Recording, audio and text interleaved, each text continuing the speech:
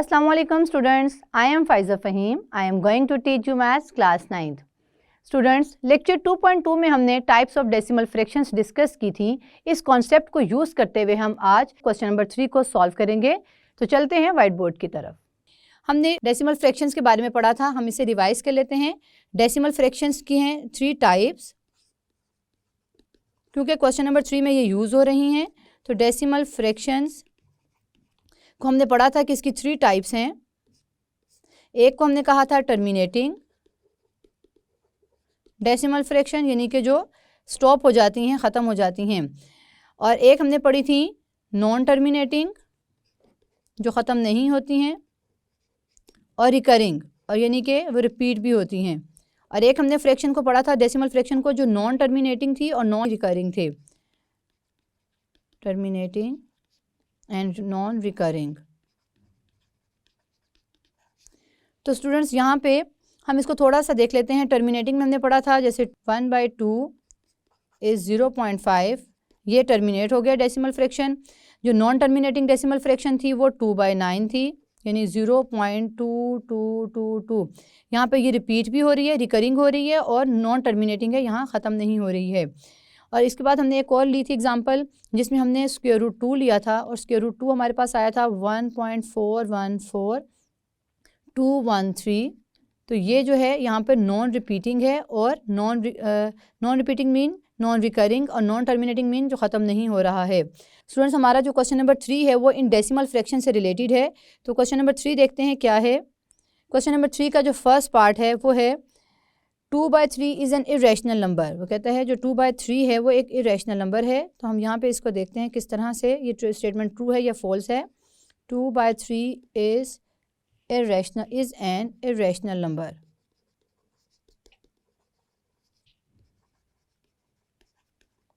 तो स्टूडेंट्स जो 2/3 है ये रैशनल है या इरेशनल है?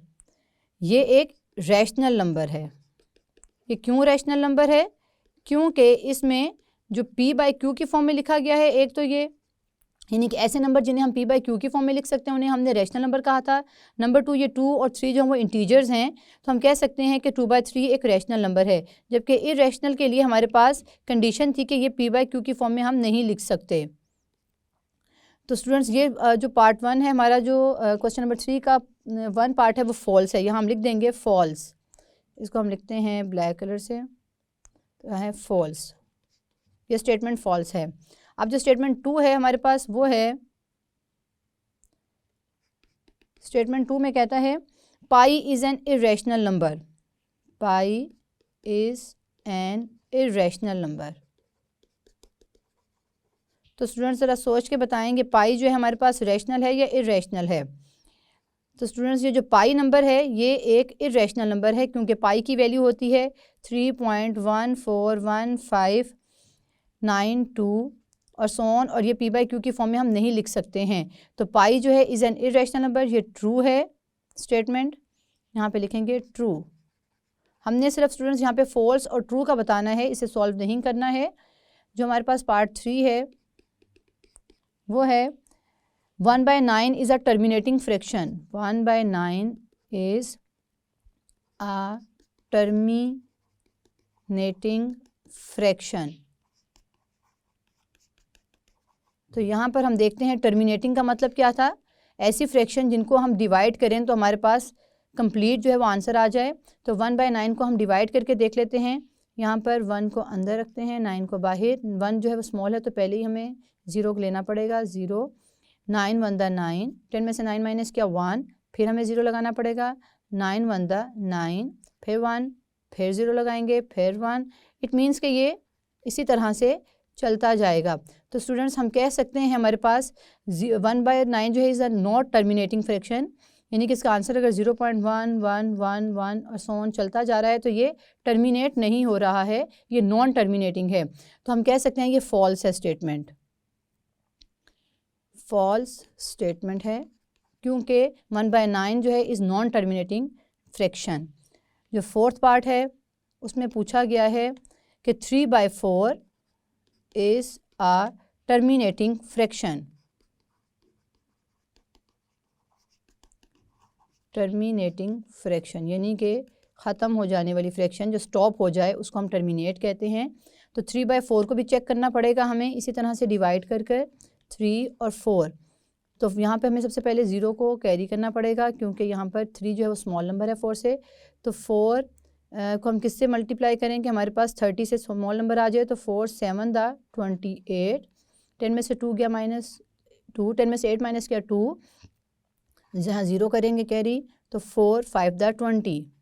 इट मीन्स कि 0.75 जो वो फिनिश हो गया है, हमारा आंसर कंप्लीट हो गया है। हम कह सकते हैं ये टर्मिनेटिंग है, यानी कि स्टॉप हो गया है। तो यहाँ पर ये जो स्टेटमेंट है वो ट्रू है। तो इस स्टेटमेंट को लिख देते हैं, ये है स्टेटमेंट ट्रू।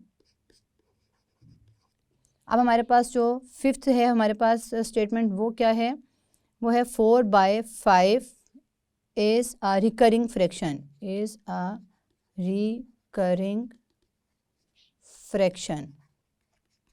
तो रिकरिंग का मतलब पहले देख लेते हैं। रिकरिंग का मतलब है जो रिपीट हो रहा हो। तो यहाँ पर हम इसे देखते हैं 4/5 रिकरिंग है या नहीं। तो इसे भी डिवाइड करना पड़ेगा, 4 को अंदर 5 को बाहर। तो यहाँ पर 0 पॉइंट यहाँ कैरी करेंगे, 5 8 दा 40। तो ये स्टूडेंट्स 0.8 आंसर तो फ़ौरन ही आ गया, यानी कि रिपीट नहीं हो रहा है। तो हम कह सकते हैं 4.5 जो है वो रिकरिंग नहीं है। तो हम कह सकते हैं इसे ये फॉल्स स्टेटमेंट है। This statement is false. Recurring होता तो स्टूडेंट्स यहाँ पर इसे 0.8888 इस तरह से रिपीट होना था। तो यहाँ पे तो आंसर हमारा 0.8 पे फिनिश हो गया है, मुकम्मल सॉल्व हो गया है। तो हम इसे कह सकते हैं ये स्टेटमेंट जो है वो फॉल्स है।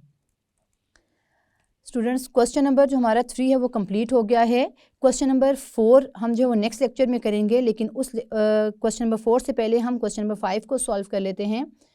क्वेश्चन नंबर 5 में कहता है, give a rational number between 3/4 and 5/9।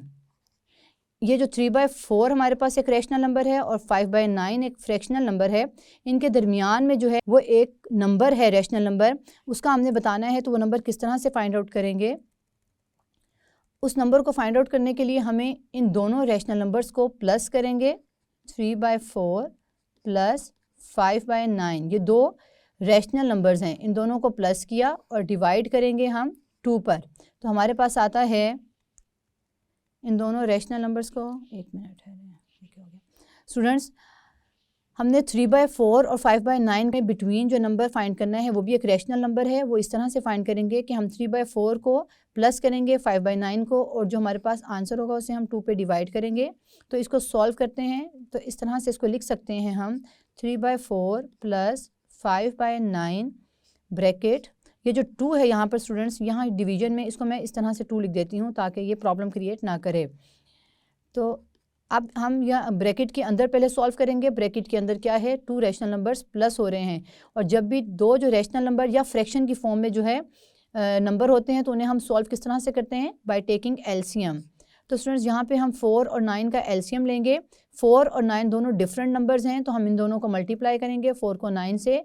तो 4 9 दा 36। अब एलसीएम किस तरह से लेते हैं कि यहाँ पर जो हमारे पास एलसीएम आया है 36, इसको हम डिवाइड करेंगे पहले 4 से, 4 9 दा 36। फिर जो 9 नंबर आया है इसको हम मल्टीप्लाई करेंगे 3 से। तो यहाँ पे हम इस नंबर 3 से इसको मल्टीप्लाई करेंगे जो न्यूमरेटर में है। तो 9 3 दा 27, प्लस का साइन आ गया। अब इसी तरह से 5/9 फ्रैक्शन को भी 36 से डिवाइड करेंगे।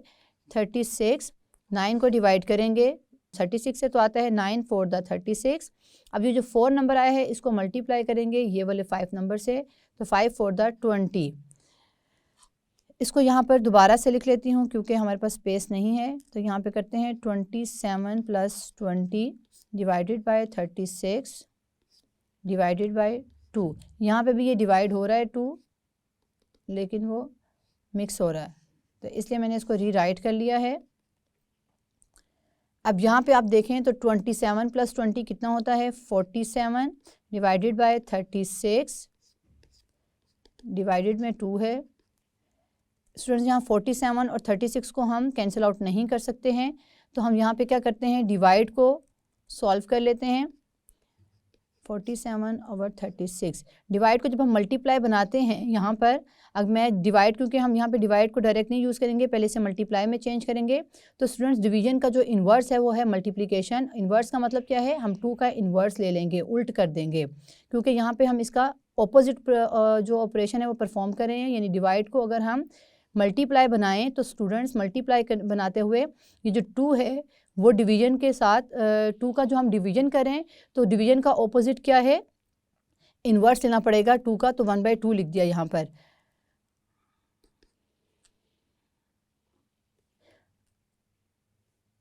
टू को अब हम यहाँ पर कैंसिल आउट नहीं हो सकता 47 से। 2 को हम मल्टीप्लाई करेंगे 36 से, तो 47 मल्टीप्लाई बाय 1 47, 36 को 2 से मल्टीप्लाई करें तो 72। यहाँ पर हमारे पास जो नंबर आया है बिटवीन 2 फ्रैक्शन वो है 47/72। तो हम यहाँ लिख सकते हैं, कह सकते हैं कि हमारे पास 3/4 एंड 5/9 का जो बिटवीन नंबर है वो है 47/72, जो हमारे पास क्वेश्चन में पूछा गया था। स्टूडेंट्स क्वेश्चन नंबर 5 को मजीद देखते हैं, एक एग्जांपल को लेट करते हैं। यहाँ पे मैंने एग्जांपल ली है, 2 रैशनल नंबर्स लेंगे और उसका इन बिटवीन नंबर फाइंड करेंगे ताकि हमें जो क्वेश्चन जो है वो क्लियर हो जाए। तो एग्जांपल हम लेते हैं, एक हमारे पास रैशनल नंबर है 2/9 और एक रैशनल नंबर है 8/3।